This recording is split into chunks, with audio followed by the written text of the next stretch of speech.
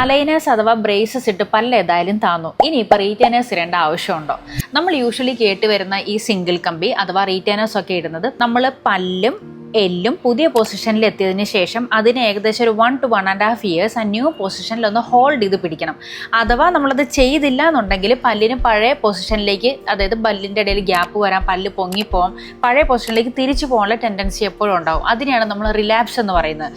അപ്പോൾ ഇത്തരം റിലാപ്സിനെ പ്രിവെൻറ്റ് ചെയ്യാൻ വേണ്ടിയിട്ടാണ് നമ്മൾ റീറ്റൈനേഴ്സ് നിർബന്ധമായിട്ടും അലൈനേഴ്സ് അല്ലെങ്കിൽ ബ്രേസസ് ട്രീറ്റ്മെൻറ്റ് കഴിഞ്ഞതിന് ശേഷം ഡോക്ടർ പറയുന്ന അത്രയും കാലാവധി ടൈമിൽ നിർബന്ധമായിട്ട് യൂസ് ചെയ്യണമെന്ന് പറയുന്നത്. റീറ്റൈനേഴ്സ് 3 ടൈപ്പിലുണ്ട്. നമ്മൾ ഈ കോമൺ ആയിട്ട് കേൾക്കുന്ന സിംഗിൾ കമ്പി, പിന്നെ ട്രാൻസ്പെറൻ്റ് ആയിട്ടുള്ള S6 റീറ്റൈനർ, പിന്നെ പല്ലിൻ്റെ ഉള്ളിൽ ഒട്ടിച്ച് വയ്ക്കുന്ന പെർമനൻറ്റ് ലിംഗുൾ റീറ്റൈനർ. ഈ 3 ടൈപ്പിലും ഏത് റീറ്റൈനർ ആണ് നമുക്ക് വേണ്ടതെന്നുള്ളത് ഓരോ കേസിന് വേരി ചെയ്തിരിക്കും. അത് നിങ്ങളുടെ ഓർത്തോഡോണ്ടിസ്റ്റ് ഡിസൈഡ് ചെയ്തിട്ട് ചെയ്തു തന്നോളും. സോ നമ്മുടെ ഓർത്തോഡോണ്ടിക് ട്രീറ്റ്മെൻറ്റ് കംപ്ലീറ്റഡ് ആവുന്നത് റീറ്റൈനേഴ്സ് പ്രോപ്പർ ഡ്യൂറേഷനിൽ യൂസ് ചെയ്യുമ്പോഴാണ്. Thank you.